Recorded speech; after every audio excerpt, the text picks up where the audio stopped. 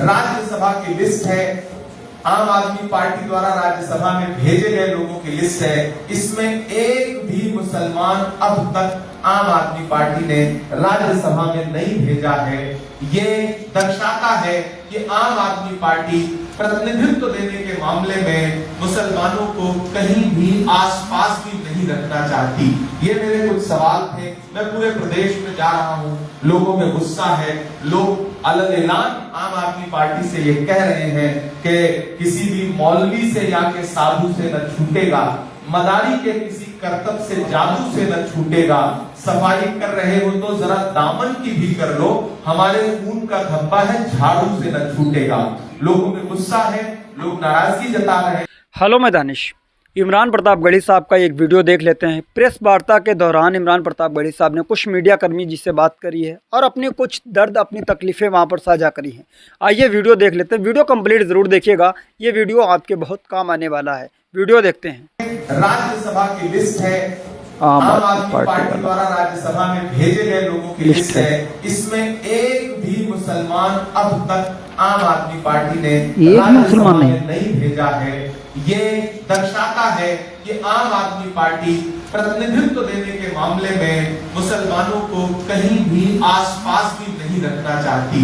ये मेरे कुछ सवाल थे। मैं पूरे प्रदेश में जा रहा हूं, लोगों में गुस्सा है, लोग अलग ऐलान आम आदमी पार्टी से ये कह रहे हैं कि किसी भी मौलवी से या के साधु से न छूटेगा, मदारी के किसी करतब से जादू से न छूटेगा, सफाई कर रहे हो तो जरा दामन की भी कर लो, हमारे खून का धब्बा है झाड़ू से न छूटेगा। लोगों में गुस्सा है, लोग नाराजगी जता रहे हैं और शायद इसीलिए मेरा तो मीडिया के साथियों से भी सवाल है, मैंने अभी तक अरविंद केजरीवाल जी को किसी भी मुस्लिम इलाके में जनसभा करते हुए नहीं देखा। आप सबने देखा हो तो कृपया मुझे सूचित करिएगा, मुझे अब तक नहीं दिखाई पड़ा है। यही वजह है कि वो कहीं भी अपने किसी मुस्लिम प्रत्याशी के लिए वोट मांगने जाने की हिम्मत नहीं जुटा पा रहे हैं। ये मेरे कुछ सवाल थे जो मैंने आपके सामने रखे हैं। आपके सवाल आमंत्रित हैं। मीडिया के साथियों के सवाल आमंत्रित हैं। सर, आप घर घर जाके घूम रहे हो, ओपिनियन पूछ रहे हैं, तो हम देख रहे हैं कि एक व्यक्ति ऐसा नहीं मिला जो शीला दीक्षित की सरकार की खामियां निकाल पाए, मगर उसके बावजूद भी हम इस दशक से देख रहे हैं कांग्रेस।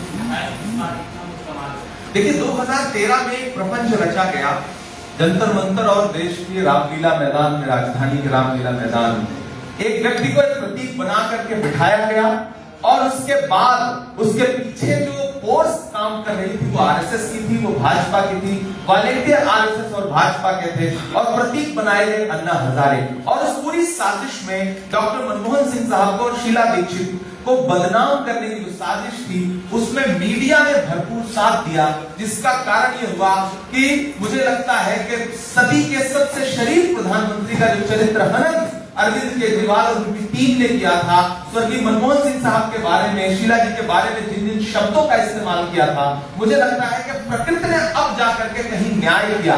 मनमोहन सिंह जी जैसे व्यक्ति पे जो लांछन लगाए थे भ्रष्टाचार के, प्रकृति की लाठी में आवाज नहीं होती है कुदरत की लाठी में, और उन भ्रष्टाचार के झूठे आरोपों की सजा पूरी आम आदमी पार्टी को यूं भुगतना पड़ा कि मनमोहन सिंह साहब जब दुनिया से कूच करके गए तो दुनिया का हर व्यक्ति उनके लिए मातम करता रहा। देश को अब एहसास हुआ कि मनमोहन सिंह जी क्या शख्सियत थे।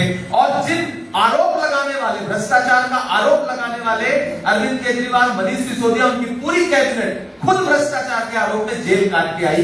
ये प्रकृति का इंसाफ था।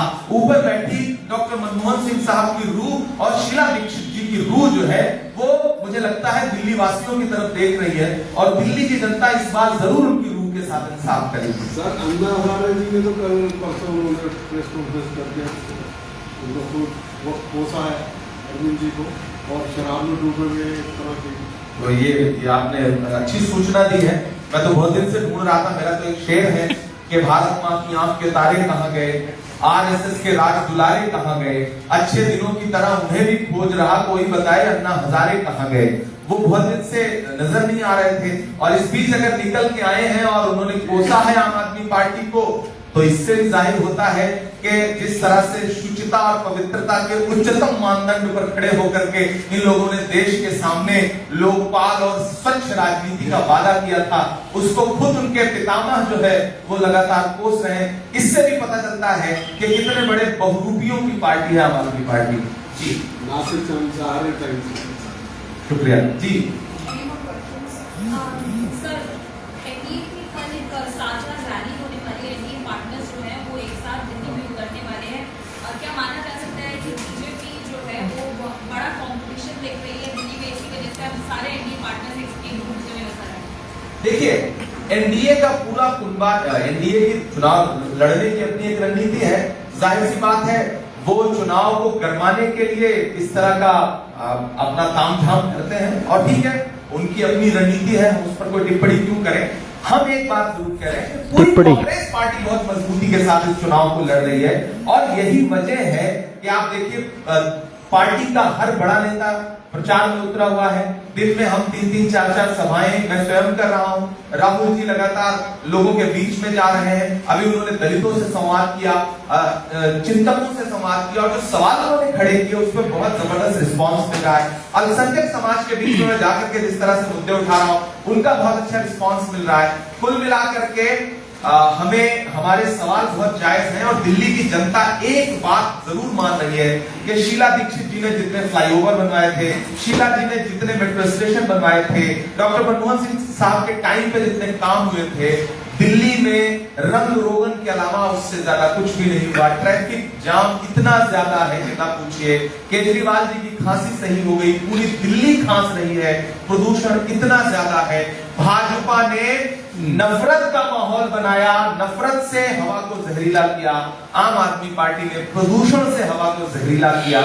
दोनों बराबर के गुनहगार हैं दिल्ली को बर्बाद करने में। दिल्ली की जनता को दोनों से बदला लेना। ओके, सर, इसी में मतलब दूसरी तरफ जैसे इंडिया ब्लॉक की अगर हम लोग बात करें तो इंडिया ब्लॉक के पार्टनर्स अलग रैली करे, समाजवादी पार्टी और आम आदमी पार्टी जो नजर आए थे। कई क्वेश्चंस भी इस तरीके से उठाए गए थे कि कांग्रेस और आम आदमी पार्टी का अलायंस होगा, दूसरी तरफ एनडीए एकजुट होता हुआ नजर आ रहा है। क्या आप लोगों के लिए परेशानी बढ़ा सकता है? देखिए, पूर्व में हमने बड़ी उदारता दिखाई है। राहुल गांधी जी एक ऐसे व्यक्ति का नाम है। कांग्रेस पार्टी एक ऐसी पार्टी है जिसने लोकतंत्र और संविधान को बचाने के लिए अपना भी नुकसान करके उदारता दिखाई है पूर्व के चुनाव में। अब हम अपने पूर्व में जो किए गए काम थे, हमारे नेताओं की जो विरासत है, उनको लेकर के दिल्ली के चुनाव में है। और इतनी घबराई हुई आम आदमी पार्टी है कि उसको उत्तर प्रदेश से अपने दोस्तों को बुलाना पड़ रहा है, बंगाल से दोस्तों को बुलाना पड़ रहा है। इससे हमारी सेहत पे कोई फर्क नहीं पड़ता। मैं किराड़ी गया चुनावी सभा करने के लिए, उसके एक दिन बाद 2 दिन बाद उन्हें अखिलेश यादव जी को वहां ले जाना पड़ा। मैं जनपुरा गया, बाद में उन्हें अपने सांसदों को ले जाना पड़ रहा है। धर्मेंद्र यादव जी वहां जा रहे हैं, तो ठीक है, वो मित्रता निभा रहे हैं। हमें का नाम नहीं लिया स्थिति में है कि हम दिल्ली में बहुत मजबूती से चुनाव लड़ रहे हैं। हमारा कार्यकर्ता जो पूर्व में गठबंधन से दिल्ली में कहीं ना कहीं थोड़ा सा सुस्त हो गया था, वो बहुत मजबूत होकर के दिल्ली में चुनाव लड़ा रहा है। हमारा कैडर खड़ा हुआ है, और एक बार फिर से हम शीला दीक्षित जी वाली दिल्ली वासियों को देने का वादा कर रहे हैं, और लोग हम पर भरोसा जता रहे हैं। जमुना के पानी के बारे में क्या कहेंगे? हरियाणा और ये जो गेम जो खेल रहे हैं, देखिए, ब्लेम गेम में जो सच्चाई है वो आपके सामने है। अब तो मैं अरविंद केजरीवाल जी से पूरी यमुना के पानी नहीं बल्कि चुल्लू भर पानी की बात करूंगा कि वो चुल्लू भर पानी लें, और एक बार उस चुल्लू भर पानी में खुद को देखें, और फिर देश से माफी मांगे।